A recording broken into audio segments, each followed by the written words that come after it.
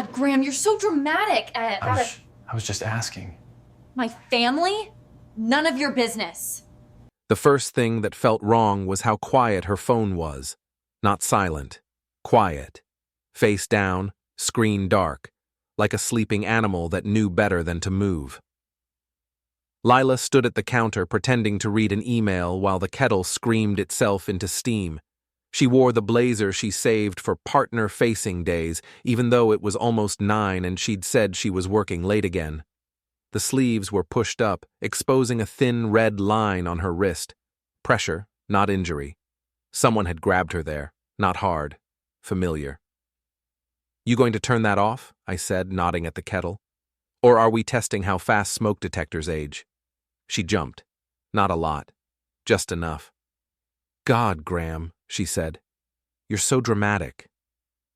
She shut the kettle off and poured the water like nothing had happened. Like she hadn't flinched.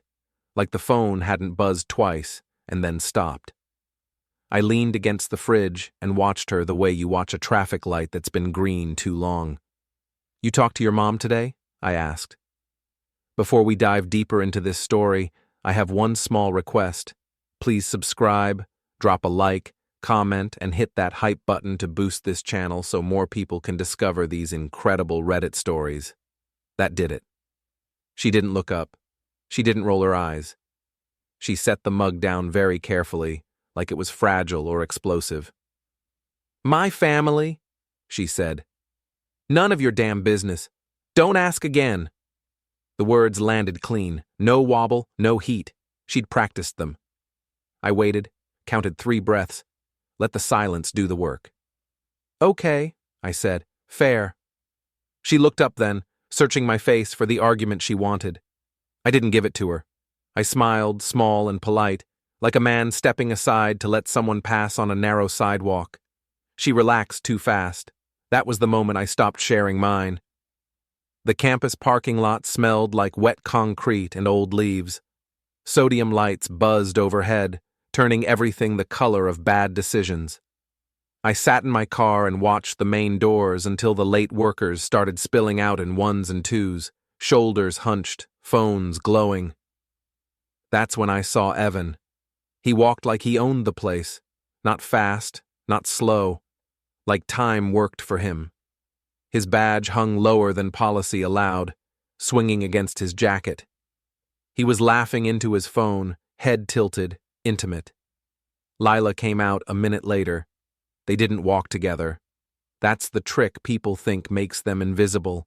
They separated by 10 feet, synced their steps without looking, and angled toward the same row of cars. I didn't follow. I didn't need to. My phone buzzed in my hand. Bank alert. Scheduled transfer pending. Small amount. Testing the fence. I opened the app. Scrolled. Did the math twice because my brain didn't want to cooperate. The savings bucket we'd labeled wedding, house, was lighter. Not emptied. Trimmed. Like someone shaving weight off luggage they didn't plan to carry far. The category name had been edited. House step 1. I laughed out loud in the empty car. A short, sharp sound that surprised me. "Bold," I said to no one. I drove home slow, letting the night settle. By the time I parked, I wasn't angry. Anger is loud. This was cleaner than that. Inside, the apartment felt staged, pillows fluffed, lights set to cozy, her laptop bag by the door, unzipped just enough to look careless. I didn't touch it. I poured a drink and sat at the table with my back to the window. The city hummed. Somewhere, someone argued. Somewhere else, someone was lying better than they thought. I pulled up the statement again.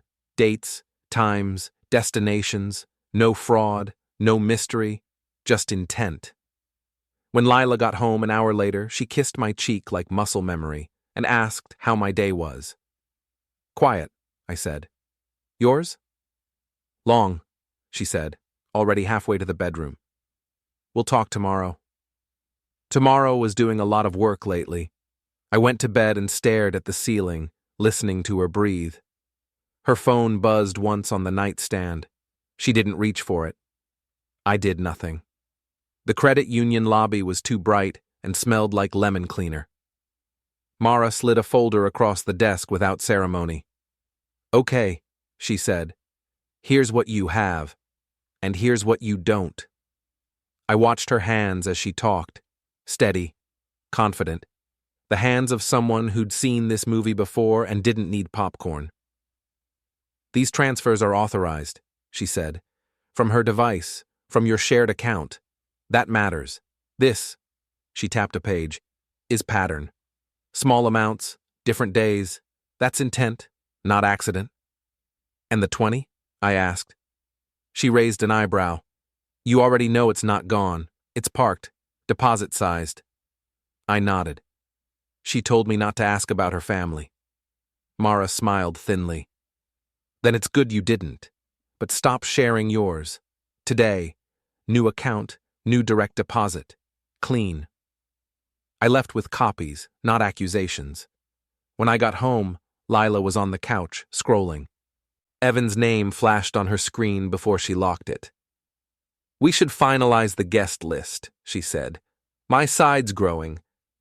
"Mine too," I said, sitting down. "Just quieter." She frowned. "What does that mean?" "It means I'm handling my people," I said.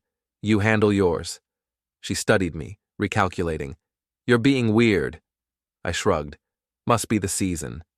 Later, when she showered, I heard the printer whir to life. A single page slid out and stopped. "Move out, checklist. Pre-filled, name field blank. Responsible party already selected, mine." I picked it up, folded it once, and set it back where she'd left it. In the bathroom, the water kept running. Friday afternoon, the mall felt like a place that used to matter. Not in the nostalgic way people post about online, in the tired, fluorescent way. Half the storefronts were papered over with coming soon signs that had clearly been soon for years. The food court smelled like cinnamon pretzels fighting a losing war against fryer oil and damp carpet. I was there because Lila had texted me a list, not a request. A list. "Pick up the black heels from Leora, the ones I sent, also the gift bag, also the ribbon. Don't forget the ribbon." 3 exclamation points, like the ribbon was holding our engagement together. I parked near the old department store entrance, the one with the flickering light that never quite decided if it wanted to be on. As I walked in, my phone buzzed again. Another small transfer alert. Same account. Same calm inevitability. Near the closed jewelry kiosk, I saw them. Not together. Close enough to pretend they weren't. Evan leaned against the service corridor wall, phone in hand, posture loose. Lila stood at the kiosk, back half-turned, pretending to look at a display that had been empty since last winter. She said something. He smiled without showing teeth. It wasn't affectionate. It was efficient. I slowed, ducked into a pretzel stand line I didn't need, and watched reflections in the glass. They didn't touch. They didn't need to. Their timing did the touching for them. My phone rang. Dean. "Quick heads up," he said. "Your fiancé's project signed in a vendor after hours last night. Same guy as before." "Evan," I said. A pause. "Yeah. Anything unusual?" "Only that he parked in a marked tow-away zone again," Dean said. "We'll deal with it next time." Next time. I filed that away. Lila's phone chimed. She glanced down, frowned, then tapped fast. A second later, my phone buzzed. She'd forwarded me a calendar invite by mistake. Vendor walkthrough, 9 p.m., last night. She'd been home at 8. I felt it then. Not anger. Not yet. The tightening you get when a shape finally resolves out of fog. I stepped away from the pretzel stand and let them pass me. Lila's eyes flicked to mine. For half a second, the mask slipped. Not guilt. Calculation. She smiled and kept walking. At the shoe store, I bought the heels, the bag, the ribbon. The cashier asked if I wanted a receipt. "Yes," I said. "Please." I folded it carefully and slid it into my wallet like it mattered. Because it did. The attorney's office smelled like coffee and old paper. Nolan listened without interrupting, hands folded, eyes alert. "No crimes," he said when I finished. "That's important. What you have is misuse of joint funds and an attempt to assign liability without disclosure." "So no prison," I said. He shook his head. "Civil consequences hurt more when they're clean." He explained the steps, the boring ones, the ones that last: demand letter, account separation, lease challenge, documentation packet. No drama, just gravity. I left lighter. That night I ran into Evan at the bar near campus, the one with the sticky floors and the TVs nobody watched. He saw me first and grinned like we were friends. "Hey," he said. "Didn't expect to see you." "Me neither," I said. Small world. We ordered. He talked. Too much. About work, about growth, about how people who hesitate get left behind. "She's ambitious," he said, meaning Lila. "You know that." "I do," I said. "That's one of the things I love about her." He smirked. "Love's flexible." "So is trust," I said. "Until it snaps." He laughed, but his eyes sharpened. "You'll be fine. You always land on your feet." "How would you know?" I asked. He took a sip, then shrugged. "You're responsible, type like you. You'll be out by the end of the month anyway." The words hung there, naked.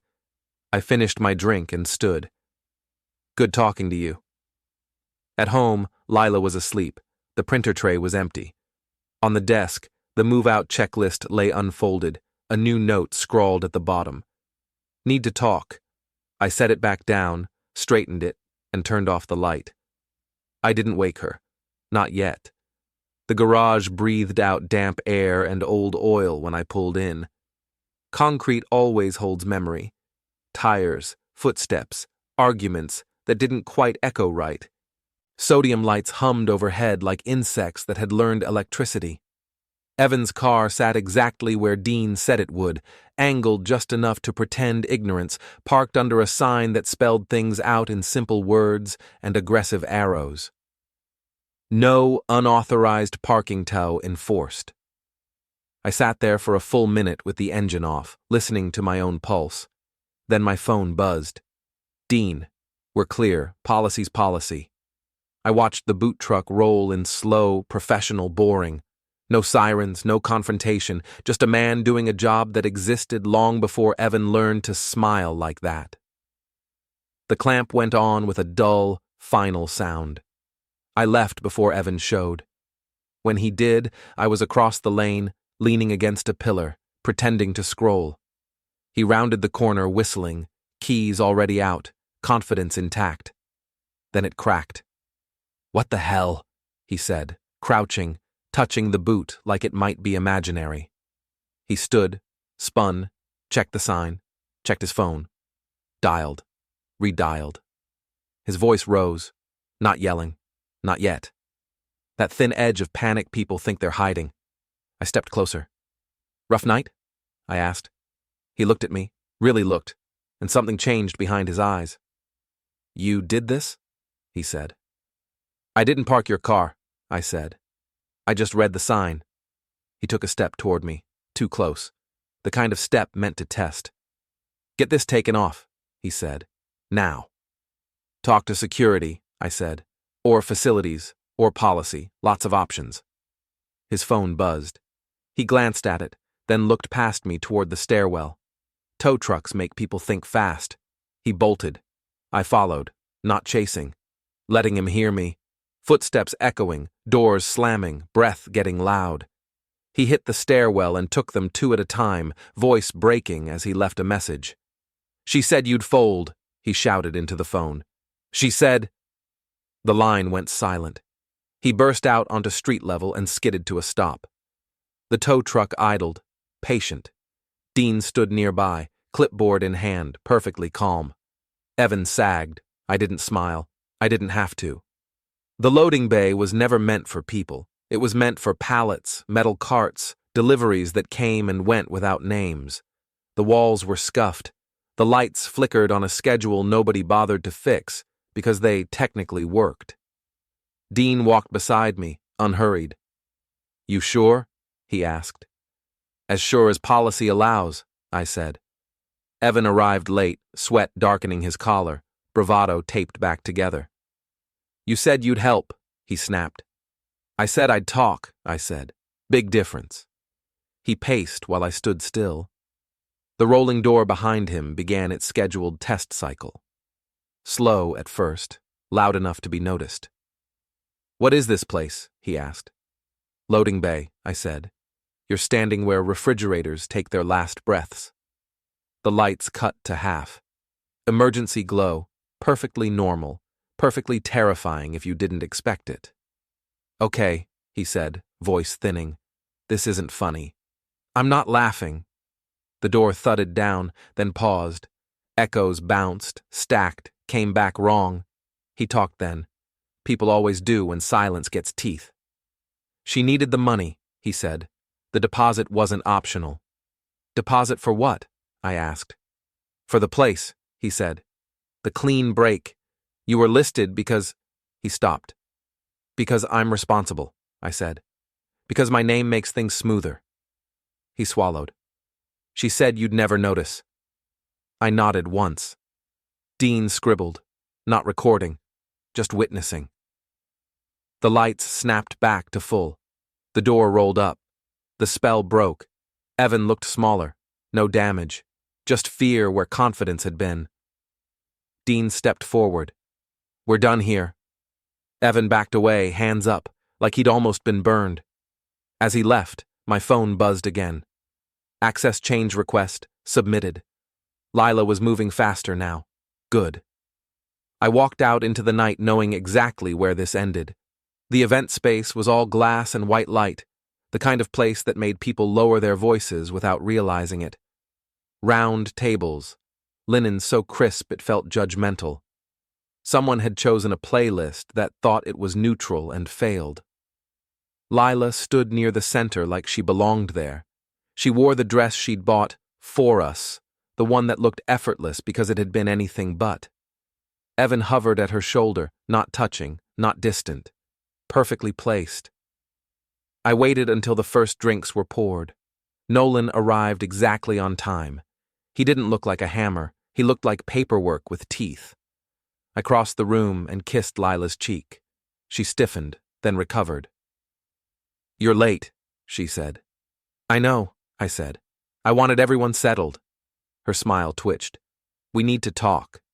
We will, I said. All of us. Nolan stepped forward and introduced himself, voice calm, almost bored. He handed Lila a slim envelope. No logos, no drama. What's this? She asked. A demand, Nolan said. With documentation, misuse of joint funds, attempted assignment of liability without disclosure. The words didn't land at first. Then they did. Lila laughed, sharp and loud. This is a joke. I reached into my jacket and placed copies on the table. Statements, receipts, the cashier's check stub, the lease addendum with my name circled in ink. Her face drained in stages. Evan leaned in. This isn't the place. It is, I said, because you made it one. People nearby pretended not to listen while absolutely listening. Someone dropped a fork. You stole $20,000, I said, voice steady, while telling me not to ask questions, while planning an exit where I paid for the door. Lila's eyes flashed. You don't understand. I do, I said. I just didn't interrupt. She turned on Evan. You said this was handled. He opened his mouth and closed it. Nolan cleared his throat. You'll want to read page 3 carefully. The part where responsibility transfers back when fraud is contested. Fraud? Lila snapped. Misrepresentation, Nolan said. Cleaner word. Lila's composure fractured. Her voice rose, hands cutting the air, stories spilling out faster than they could be believed. She tried charm, tried outrage, tried tears. None of it stuck to paper. Evan backed away, scanning for exits. The valet podium sat just beyond the glass doors. He bolted. The doors slid open. Cold air rushed in. Evan hit the curb and froze. His car sat there, lights off, keys useless. A uniformed attendant shook his head apologetically. "Authorization issue," the attendant said. "Can't release it." Evan spun, wild-eyed, and locked onto me. "You set me up," he said. I shrugged. "You parked where you weren't supposed to. Again." He stepped toward me, chest out, trying to make space where there wasn't any. "Don't," Dean said, appearing like gravity. "Private property. You've been warned." Evan's confidence collapsed inward. He looked at Lila, desperate. She stared past him at me. "You can't do this," she said. "After everything."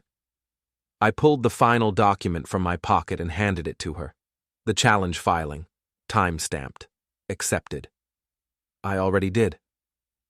She made a sound then, raw, uncontrolled, the kind people remember, the meltdown everyone would talk about later in careful tones.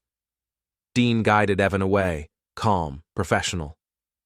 Evan kept looking back, trying to burn holes with his eyes. I didn't follow. I watched Lila sink into a chair, mascara smearing, hands shaking as the room pulled back from her like a tide. She looked up at me once, fury and disbelief fighting for space. "You're a monster," she said. I smiled, small and polite, the same one I'd used in the kitchen weeks ago. "You taught me." I turned, handed Nolan the last signed copy, and walked out into the night while the doors closed behind me, cutting off the noise mid-breath. The night didn't cool me down, it sharpened things. I didn't go home. I circled the block twice, parked under a tree that had given up pretending it was alive, and sat there while my phone filled with noise I didn't answer. Lila, then Evan, then Lila again. The pattern told me everything I needed to know. When Evan's name stopped flashing, I knew he'd run out of words. I drove toward the storage complex by the river, the one with the floodlights that buzzed like they were tired of their own job. I knew the place because facilities people know places, because boring infrastructure has a way of intersecting with messy lives. Evan's car wasn't there. Of course it wasn't. But his backup was, a silver coupe, parked crooked, rear tire soft enough to notice if you were the kind of person who noticed things. I crouched, checked the valve cap, and loosened it just enough to let the air sigh out slow. No damage, no drama, just inconvenience that blooms into panic when you need to be somewhere fast. I straightened and stepped back into the light. "Looking for this?" Evan stood 10 feet away, phone clenched in his hand like a weapon he didn't know how to use. His face was blotchy now, confidence leaking out of him by the minute. "You followed me," he said. "I work in ops," I said. "I follow problems." He lunged forward, stopped short. The lights hummed. Somewhere, water slapped against concrete. "This is harassment," he said. "No," I said. "This is a conversation you kept avoiding." He laughed, high and brittle. "You think you won? She's done with you." "I know," I said. That was the point. He glanced at his car, then back at me. "Fix it." I didn't break it. He took another step, shoulders squared, trying to remember how intimidation worked. I didn't move. I didn't need to. "You ever notice," I said, "how the loudest people panic first?" His phone buzzed. He looked down. Whatever he read took the rest of the fight out of him. "What did you do?" he asked. "I sent paperwork," I said. "You should read yours." He did. His mouth worked. Nothing came out. "You can't scare me," he said finally. "I know," I said. "Fear's a side effect. Consequences are the treatment." I turned and walked away while he stood there arguing with his screen, his car slowly kneeling behind him like it was embarrassed. I was halfway to my car when Lila stepped out from the shadows. She looked wrecked. Not theatrical wrecked. Real, hair wrong, eyes red, the kind of damage makeup can't keep up with. "You planned this," she said. "I prepared," I said. "You planned." She laughed, then cried, then did both at once. "I needed out." "You needed honesty," I said. You chose efficiency. She stepped closer. You enjoyed this. I thought about that. About the kitchen, the kettle, the way she'd said it like a door slamming. No, I said. I enjoyed not being fooled. Her phone buzzed. She ignored it. Say something, she said. Yell. Do something. I shook my head. You don't get noise anymore. She stared at me like I'd hit her. Maybe I had. Not with my hands. What happens now? She asked. I handed her the last copy she hadn't seen yet. The final confirmation. Accounts separated. Liability cleared. Demand acknowledged. Now, I said, you deal with what you built. Evan shouted my name from across the lot. His voice cracked on it. Lila flinched. I took a step back, putting space where there had been too much of it before. This is where I stop, I said. She opened her mouth, closed it. I walked to my car, got in, started the engine. In the mirror, I saw them frozen under the lights, her shaking, him pacing, both of them trapped in the mess they'd tried to make mine. I drove away and didn't look back. That's where it ended. The call came as I was merging onto the bridge. Dean's name lit up the dash. I almost let it ring. Almost. Then I answered, because loose ends have a way of growing teeth. They're back, he said, no preamble. Both of them. I exhaled through my nose. Where? Campus. She's trying to force access. He's yelling, says you sabotaged him. Did I? I asked. A pause.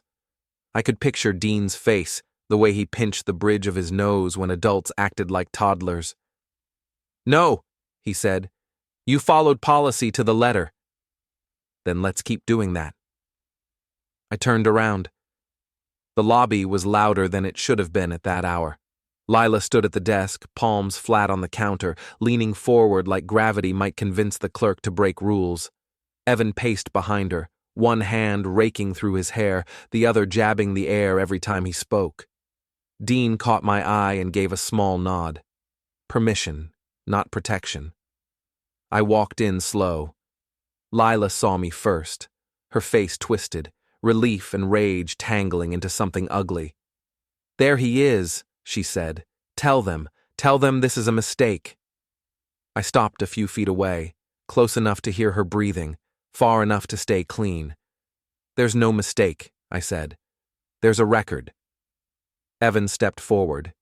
You think you're clever, he said. Messing with my car, scaring people. This ends now. Dean shifted his weight. Evan noticed, checked himself. I didn't touch your car, I said. You should stop saying I did. Lila turned on me. You ruined everything. I tilted my head. No, I stopped carrying it for you. She laughed, sharp and broken. You think you're some mastermind? You're just spiteful. Spite is messy, I said. This was organized. I reached into my jacket and placed the final folder on the counter. Thicker than the others. Tabs, highlights, boring, devastating clarity. What's that? She asked, though her eyes already knew. Timeline, I said. Every transfer, every document, every request you made using my name, and the part where you tried to lock me out before it finalized. The clerk glanced at Dean. Dean nodded. The clerk slid the folder closer, curiosity winning over neutrality. Lila's hands shook. Evan leaned in, reading fast, then slower. His mouth opened. That's not... he started. It is, I said. And here's the part you'll like.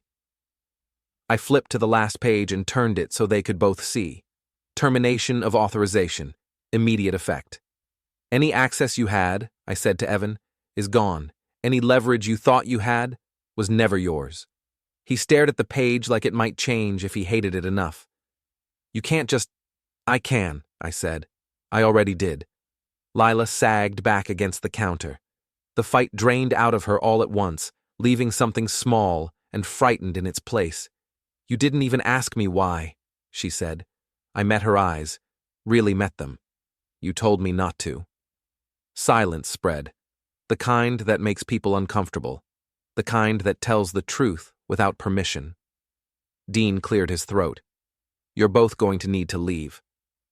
Evan looked around like he was waiting for someone to back him up. No one did. This isn't over, he said, voice thin. I smiled, not polite this time, honest. It is for me. Dean stepped between us, firm and final. Evan swore under his breath and stormed toward the doors. Lila followed a second later, heels clicking too fast, dignity shedding with every step.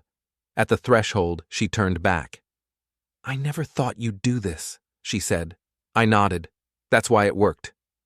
The doors closed behind them. The lobby settled. The hum returned. Someone coughed. Dean looked at me. You good? I felt it then, not relief, not joy, just the clean, quiet absence of weight. I am, I said. I turned and walked out, the lights sliding off the floor behind me, the night opening up ahead, and nothing at all left to say. I made it halfway to the car before I heard her again, not shouting this time, not performing. Graham. I stopped, hand on the door, and waited. If you don't turn around right away, people show you who they really are in the pause. She walked up slower than before, shoes in her hand now, bare feet on concrete. That alone would have destroyed her a month ago. You won, she said. I shook my head. No, I finished. She swallowed. You planned all of this after that night in the kitchen, didn't you? I thought of the kettle, the practice sentence, the way she'd said it like a verdict. I planned it when I realized you'd already left, I said. You just forgot to tell me. Her phone buzzed. She didn't look at it. For the first time, it wasn't a weapon or a shield, just a brick. I needed control, she said. I couldn't be the bad one. That's the funny part, I said. You didn't need to be the bad one. You chose to be efficient instead. She stepped closer, eyes searching my face like there might still be a handle somewhere. Say you hated me, she said. At least say that. I opened the car door. Hate takes energy, I said. I spent it already. Behind her, Evan burst through the doors, voice sharp, frantic, already unraveling. Lila, we need to go. Right now, this is... She didn't look at him. That was the last thing I saw before I got in and shut the door. The engine turned over clean. The dashboard lights glowed steady. No warnings, no alerts. Everything where it should be. As I pulled away, I caught them in the mirror. Him pacing, gesturing, trying to grab the wheel of a situation that was never his. Her standing still, finally realizing that secrecy only works when someone else agrees to protect it. I didn't slow down. The bridge rose ahead of me, dark water sliding underneath, city lights stretching thin and honest in the distance. For the first time in a long while, nothing followed me.